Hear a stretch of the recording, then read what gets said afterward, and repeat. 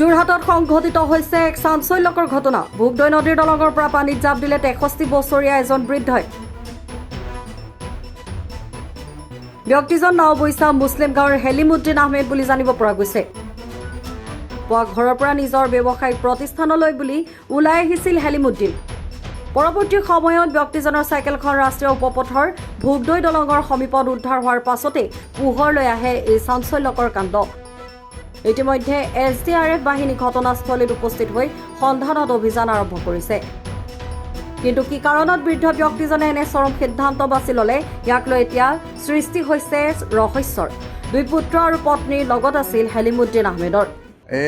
আমিতো এতিয়া ধৰি লওক এই 3টা বজাতহে এতিয়া গম পাইছোঁ কথাটো। তাৰ আগতে মানে একো গম পোৱা নাছিলোঁ, আমিতো ঘৰতে আছিলোঁ। ভাত পানী খাই মেলি এতিয়া ময়ো মানে গাড়ী চলাওঁ, টেম্পু আছে, টেম্পু চলাবলৈ ওলাই যাওঁতে মোক ভণ্টিয়ে এতিয়া খবৰটো দিলে বোলে এনেকুৱা কথা, বোলে আমাৰ হেলিকপ্টাৰ চাইকেলখন বোলে ভোগদৈ দলঙৰ কিনাৰত বোলে আছে, মানুহটো বোলে নাই।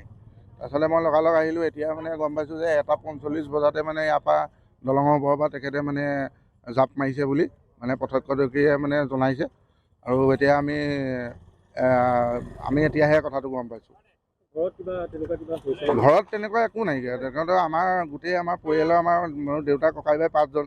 আমাৰ গোটেইকেইজনৰ আমাৰ মানে 2জন অলৰেডি ঢুকালে আৰু 3জন আছিলে। তেখেতো এতিয়া ধৰি লওক নিখোজ হৈ আছে। এতিয়া মানে আমাৰ তেনেকুৱা আমি ঘৰৰ মানে আমাৰ সকলোৰ লগতে মানে বহুত মিলাপ্ৰীতি। তেখেতৰ নামটো হেলিমুদ্দিন আহমেদ, ঘৰ নাওবৈচা মুছলিম গাঁও। ঘৰত একো তেনেকুৱা নাইকিয়া, কিন্তু কি কাৰণে এনেকুৱা কৰিলে মানে এতিয়াও মানে আমি ভাবি মানে পাৰ পোৱা নাইকিয়া কথাটো। বয়স আপোনাৰ 63 মান হৈছে। হয়, ল'ৰা 2জন তেখেতৰ।